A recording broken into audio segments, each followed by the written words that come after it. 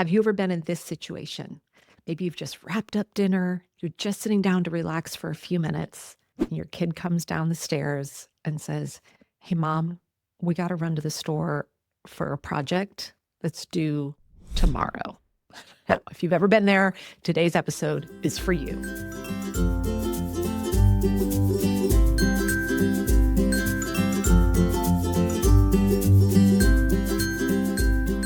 Hey, friends, welcome back to the Work-Life Harmony podcast. Now, if you are in a season of life where I am right now, where you have students as children, meaning you've got kids in your house that range anywhere from kind of middle school, junior high through college.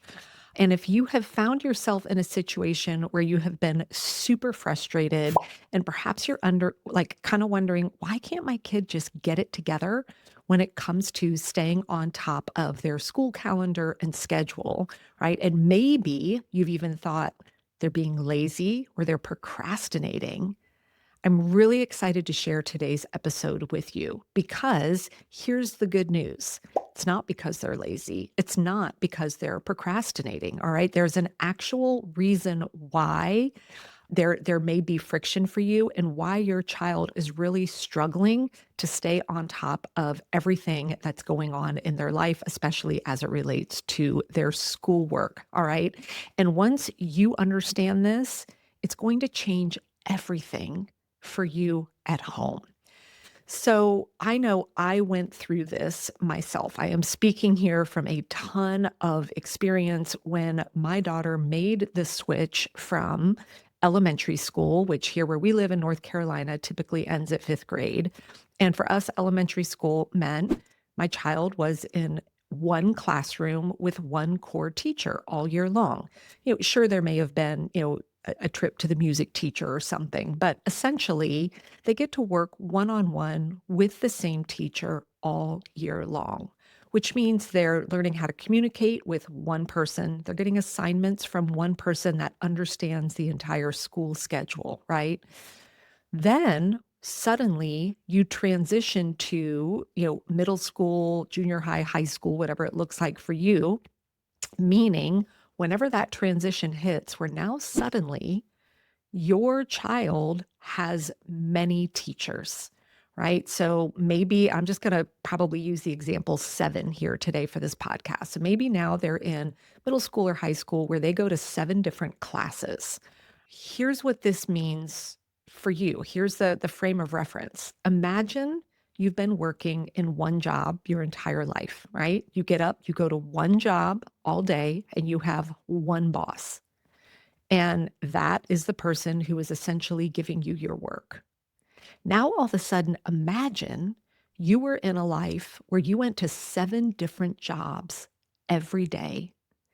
Each job had a different boss.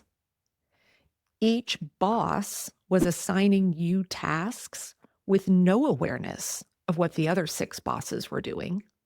Each boss potentially has their own kind of communication style, their own expectations. Each boss had different tools to communicate with you, right? Maybe one boss liked to use email, one used Slack, one just put stuff into the project management system. One boss wants to text you. And now you have to sit here and take this input from 7 different bosses, all these different ways, and figure out how you were going to stay on top of everything.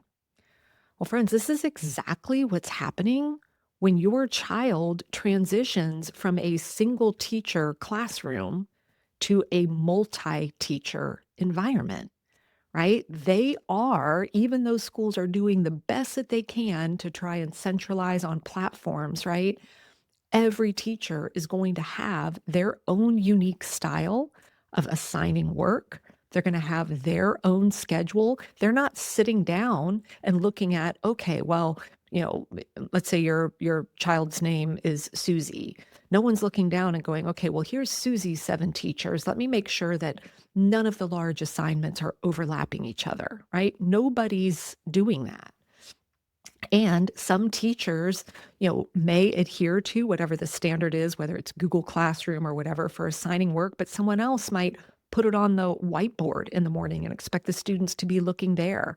Someone may forget to put it into Google Classroom and announce it as they're walking out of the classroom for the day, right? So it's no wonder why our kids are really struggling to figure out how to stay on top of this. Because with this transition, I personally haven't found a school yet that sits down and takes a considerable amount of time to help our kids navigate this shift and teach them how to take tasks and assignments from multiple teachers and get a plan in place that not only handles all of that, but now let's think about everything that your kid has going on outside of school, right? What extracurricular activities are they in? Are they on sports teams? Do they take lessons? Do they have practices? Do they have games or meets? And then third, what about you as a family, right? Do you have things that you want to go do together, trips you want to plan, outings for a weekend? So, yeah, our kids are juggling a lot. It's like we go from this beautiful, calm, protective environment to throwing them, into kind of a fire drill mode. And then we get frustrated because all of a sudden we get that, hey, mom, I need to go to the store. I got a project due tomorrow. And all we're thinking is, you could have done this 2 weeks ago when this project was assigned. Well, 2 weeks ago when that project was assigned, maybe four other things were assigned, and it was a day of the big game, right? Or something else. Of course, it went in one ear and out the other.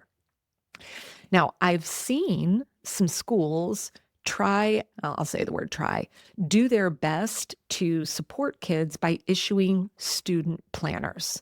All right. So I know some schools actually hand out student planners, and I've seen many of them, but 99% of them get it completely wrong. And the only reason I'm not saying 100% is it might be 100%. I have yet to see a student planner that I like. So here's the first mistake that most student planners fall into. They are daily planners. All right. So it's 1 page per day. And basically, what they do is on the left-hand side, there'll be a series of empty boxes where you're supposed to write in the subject. And then to the right of that box, you're supposed to write down whatever assignments were given for the day. All right. So on the page for today, it might be like in block 1, you write math. And then next to it, you write, I've got to do worksheets tonight. And then the next one, English, I need to read chapters 4 and 5 tonight. So essentially what they're doing is they're teaching your kids how to make a to-do list, right? Now, what happens in that environment where suddenly it comes to your history class and the homework is that they need to write a paper that's due in 3 weeks. Well, now they're writing down paper due in 3 weeks. There's no visualization on a calendar overlapping all of this, nor is there any way to break that down to say, okay, if this is due in 3 weeks, what do I need to be doing today, tomorrow, next week in preparation for that? On the flip side, I have also seen student planners that are essentially just very corporate-based planners or more adult-type planners. Again, they're mostly daily, but then they're layering all this extra stuff they don't need. Meal plans and habit trackers and goal setting. And so then it just gets too noisy. So then again, when I talk about planners, the sole purpose of using a planner should be telling you what you're doing and when you're doing it, right? So we've got these student planners that serve as glorified task lists. And then we have, quote, student planners that are basically built for someone as if they have one job and, they're kind of doing all sorts of extraneous stuff that don't belong in a planner. So I ran into this myself when my daughter was first navigating this transition. And yes, we hit a wall of a thing that was due on Monday. Thankfully, this came up on a Saturday morning, was something that was due on a Monday where there needed to be a lot of prep work. And was I frustrated? You bet. But it started a really fascinating conversation between her and I about me saying, okay, well, when was this assigned?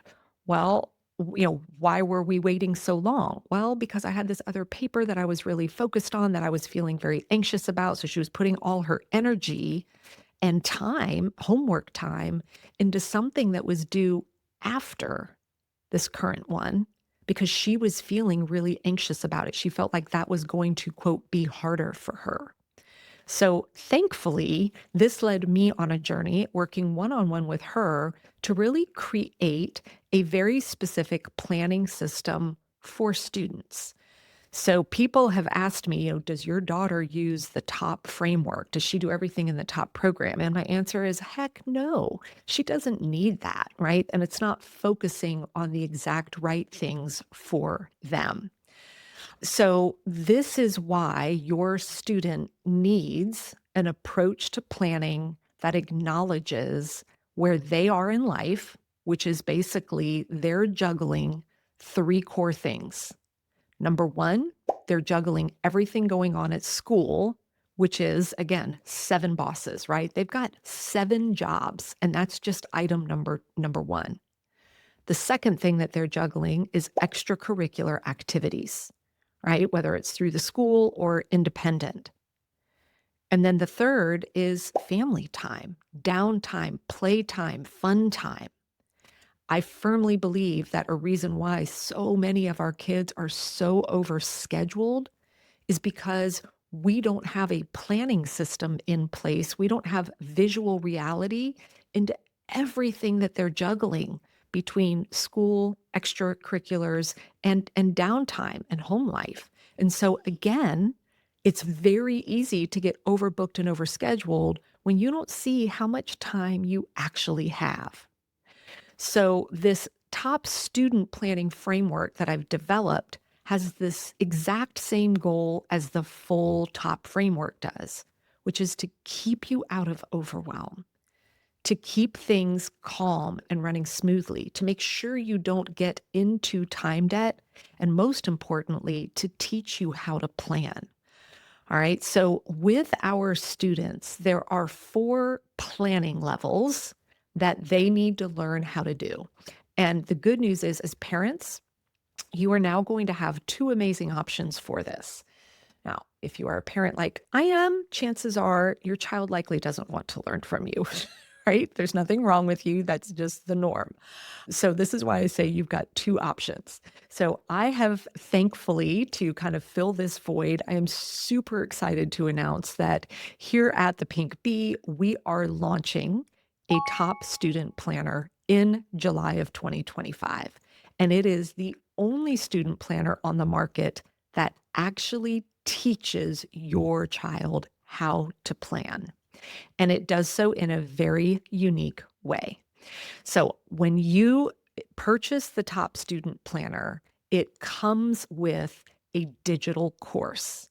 And you have 2 options with it, right? Your student can watch it on their own if they're like, I don't want you to teach me how to do anything. I've got this. Or you as a parent can watch it and then coach your child through the planning, or maybe you do a hybrid, right? So they're going to learn 4 key skills. The first is what they should be doing at the beginning of every semester. All right, or trimester, depending upon how your school is divided. And that's something that is going to help the entire family. The second skill that they are going to learn is what type of activities should they be focused on planning at a monthly level. The third thing is the quick weekly plan. And it's, again, this is not the full 10-step weekly planning process we do here in the top program. It's much smaller. And then finally is what we call the daily check-in, all right? Because things are assigned, some classes are going to have assignments that are given on that day that are due the very next. Now, as a bonus in this, they are also going to get training on when you are assigned a project with a due date, a larger project with maybe a due date 2-3 weeks out. How do you build that into your plan to make sure that you're not doing the night before, hey, mom, we got to go to the store, check in.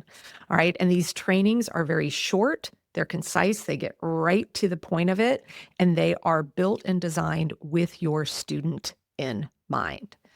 Now, here are the wins that everyone gets when they learn how to do this. All right. So as the parent, right, we no longer have to be the executive assistant trying to keep track of everything, trying to remind our kid, right? That just creates a lot of friction. Trust me, I'm speaking from experience, right? So, this is going to really empower them to make decisions about their time, their calendar. I know for me at home, what this looks like is my daughter and I have very different energy levels. She plans to do work at times of the day or times of the week where I'm just thinking that sounds like a recipe for disaster. Well, it would be a recipe for disaster for me. Doing deep thinking work like after dinner does not work for me. That's when my daughter gets her best work done. So, because she's empowered to do all these plans, I'm not, let's be honest, nagging her, because the way my brain would work is say, as soon as we come home from school, let's knock out our homework. But she can say, nope, I've got this and that, and I'm doing it after dinner tonight, and I know how much time I need. Right. So we've reduced that friction, and she's learning when her best times are and creating plans to support that. Now, the win for her, and this is what I love for students to realize, is my daughter has been able to use her planning to kind of get out of some family plans or activities that maybe she wasn't super excited about. So, for example, we love to do, my husband and I usually pick a weekend every spring, every fall, where we're kind of out in the yard doing the big cleanup, whatever that may be, depending upon the season. And it's something that we all contribute as a family. Well, our last large, spending the day in the kind of work weekend for us, we had it on the calendar. Well, my daughter was able to come show me her calendar that included everything for school, her extracurriculars, and was able to well ahead of time say, I have to have that weekend, because she had 3 large projects due the very next week, and she had intentionally planned on getting a lot of that work done that weekend. Well, I was able to see this in advance and able to go, you're right. You've created a very thoughtful plan, and she was excused from a large portion of the work weekend. So it can really start to benefit your kids as well. And it allows us as a family, when we're sitting down and kind of every Sunday night looking at, hey, what's going on for the next week? Not only are we discussing, anything unusual for me, anything unusual for my husband, but my daughter is able to chime in and say, these are the big things I've got going on this week, right? And we're able to see how we're all communicating this together. So if you are interested in checking out the brand new Top Student Planner, at the time this podcast is dropping, we have a wait list open. So it's launching. It will be physically available for you to get in early July, but we have a limited number. This is the first time we are releasing this. If you're watching the video, I'm going to hold them up here. They're very nice, compact size, specifically for students. And remember, when you get the planner, you actually get the digital planning course along with the bonus of how do you take a big project and break it down. All right. So if you want to get on the wait list to get first access to this Top Student Planner, just head over to megansumrell.com/student. And we have a link in the show notes here. Now, here's the benefit for you. If you sign up for the wait list, we are going to email out to the wait list before we make it publicly available. Again, there's a limited number of these, and you might be getting a little extra goodie if you sign up to get on the wait list as well. So my hope for you with listening to this episode is, if you have had a lot of friction with your, students at home, is that you will recognize, yeah, this is a huge shift. They're juggling 7 bosses plus extracurriculars. Plus they need some downtime, right? And unfortunately, our schools today are not teaching planning. This is not a skill that's taught in high school or in college. And the sooner you can support your child to learn these skills, they are going to be so much better equipped as they exit high school to go on to college or wherever their journey may take them, so that when they shift into a transition of life where now maybe they're juggling a career and a family and all of that, they have these foundational skills to pull from. So your kid isn't lazy. They're not a procrastinator. You are not failing as a parent. They just have never been taught how to plan either. So let's change that together.